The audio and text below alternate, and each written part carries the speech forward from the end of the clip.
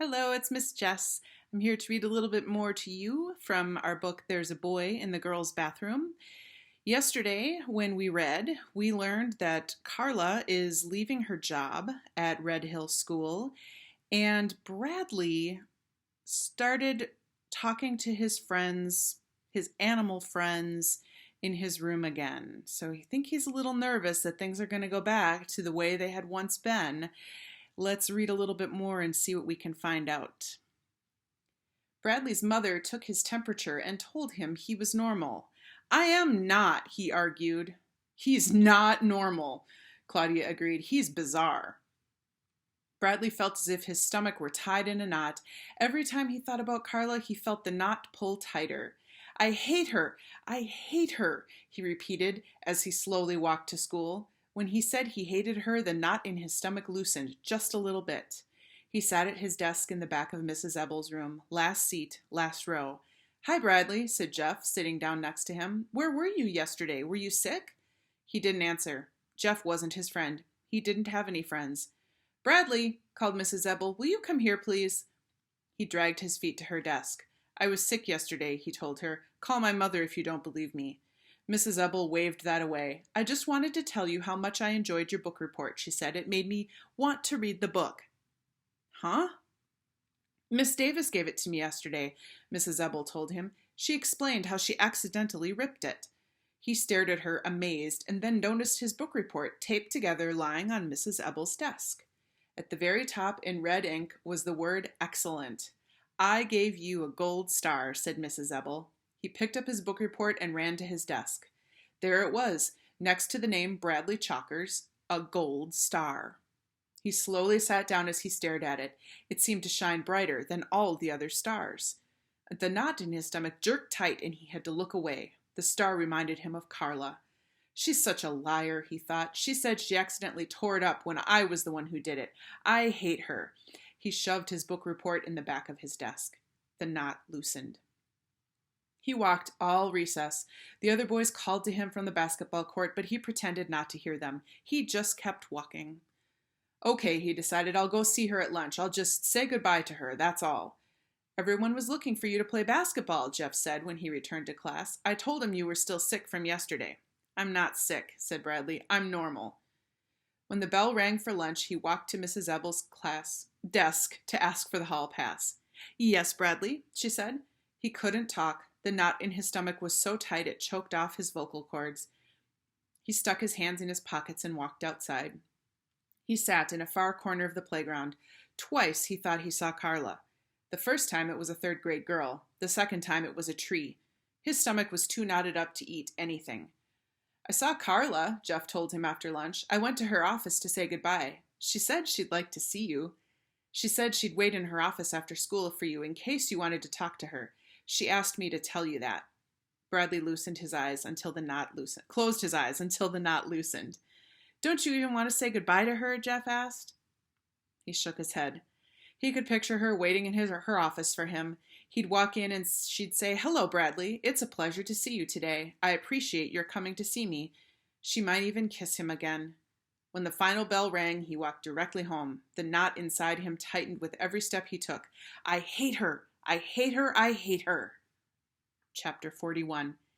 Let's go, Bradley, his mother said on Saturday morning as she entered his room. We're off to a real barbershop. She said it as if a barbershop was the most wonderful place in the world. In the past, she had always cut Bradley's hair herself, but this time he had asked to go for a real barbershop haircut. That was earlier in the week when they were out buying the birthday present for Colleen. You make my head look like a chili bowl, he had complained. Now he sadly looked up at his mother and said, I don't want to get my hair cut. You want to look nice for Colleen's birthday tomorrow, don't you? She asked. You don't want to go to her party looking like a punk rocker. I'm not going to her birthday party, he snapped. I hate her. Bradley's mother left him alone. He heard Carla's voice in his mind. Saturday, I'm going to need someone to help me move all the things out of the office. I would appreciate it very much if you would come and help me. The knot in his stomach tightened. No, I hate you, he said out loud. His father knocked, then came into his room. Bradley, I think we need to talk, he said, man to man. Bradley stood up. Why don't you tell me what's bothering you? Asked his father. Maybe I can help. Bradley didn't want any help. I was very sorry to hear that your counselor had been transferred to another school, said his father. I know how much you liked her.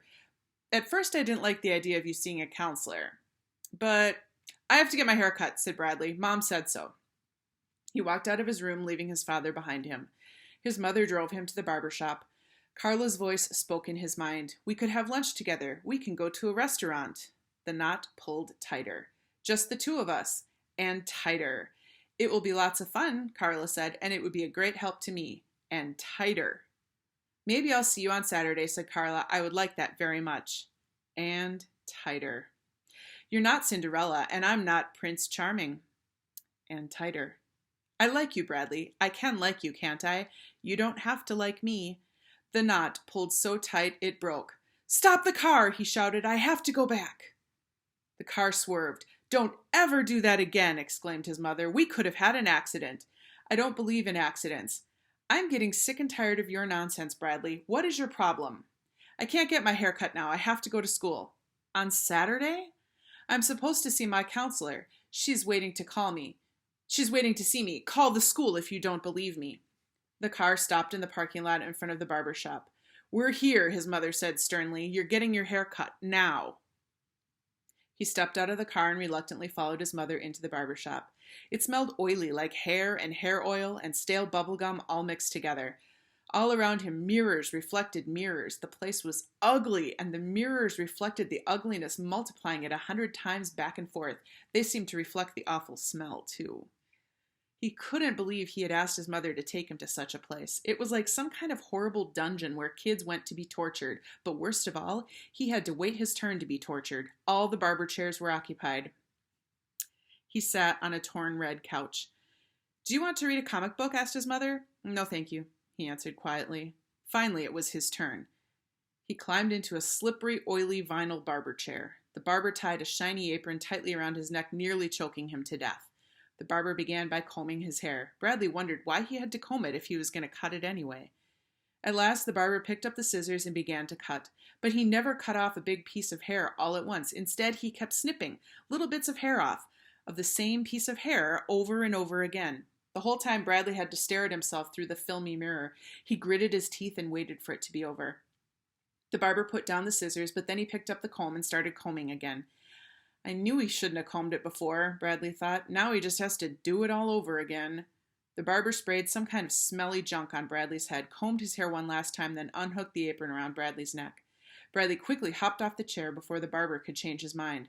But the barber wasn't through. He made Bradley stand still while he ran a small vacuum cleaner across his neck, and then when he finished, he offered Bradley a piece of bubble gum. I hate gum, said Bradley. He never used to hate gum, but after smelling it in the barber shop, he never wanted another piece again. You'll be the most handsome boy at Colleen's party, his mother said as they walked outside. Can you drive me to school, please? He asked. She nodded. 10 minutes later, he jumped out of the car, ran up the steps in front of the school, and pulled on the double glass doors. They were locked. He pressed his face against the glass and looked inside. Mrs. Kemp, the janitor, was waxing the floors. He pounded on the door until she looked up. Mrs. Kemp scowled at him as she opened the door. What do you want, Chuckers? I have to see Miss Davis, he said. Miss Davis is gone. He ducked under her arm, which held open the door, and ran into the building. Chuckers! She shouted after him. I'll call the police! He opened the door to Carla's office and stepped inside. Except for the round table and chairs, the room was empty, but in his mind he heard Carla say, Hello, Bradley, it's a pleasure to see you today. I appreciate your coming to see me. Tears rolled down his face. He noticed a large manila envelope lying on the table. He picked it up. Bradley Chuckers was written across it in big letters. Under that, in small letters, was the following. Mrs. Ebble's classroom 12. Good friend, honest, thoughtful, caring, polite, whom I will never forget, and who I hope will someday forgive me. Last seat, last row. There you are, said Mrs. Kemp as she came in after him. If you don't get out of here right now, I'm going to call the police. Look, he exclaimed, holding up the envelope. She left this for me, see? We were friends, Carla and me. We were best friends. You have 10 seconds to leave this building, said Mrs. Kemp. 1, 2. He took the envelope and left. He opened it on the playground next to the monkey bars. Inside was the book, My Parents Didn't Steal an Elephant, by Uriah C. Lasso, and a letter. Dear Bradley, this book was a present from me to you. It was a gift from the heart, and that kind of gift, for better or worse, can never be returned. I'm sorry for hurting you. I didn't mean to. If it makes you feel any better, you hurt me too when you didn't come see me Friday or Saturday. I kept hoping I'd see your happy face walk through the door. I hope you didn't mind that I gave your book report to Mrs. Ebel. It was just too good to throw away. You can do such wonderful work. Now if only you can learn how to not rip it up. I hope you went to Colleen's birthday party. If you did, I'm sure you enjoyed it. If you didn't go, that's all right too. There will be lots of other parties. You're a very likable person. You'll always be very special to me. It was always a pleasure to see you. I appreciated your coming to see me. Thank you for sharing so much with me. I love you, Carla. Bradley's father was leaning on his cane on the front stoop when Bradley came walking home. I want to talk to you, Bradley, he said sternly. Bradley ran to him and hugged him, nearly knocking him over. Chapter 42. Bradley tried writing a letter to Carla. His father had suggested it. He crumpled up a piece of paper and threw it in his wastepaper basket. He didn't know what to say to her. The words he had wanted hadn't even been invented yet. Ronnie hopped along singing, doo-dee-doo, dee-doo-dee-doo. The other animals were taking another vote. We took another vote, the lion told Ronnie. We like you the best. I like all of you the best, too, said Ronnie. Bartholomew walked up to her. I love you, Ronnie, he said. Will you marry me? Yes, said Ronnie. And I saved you from the quicksand, too, said Bartholomew, so you didn't die. That's good, said Ronnie. I'm very glad to hear that. That is where we will leave off today.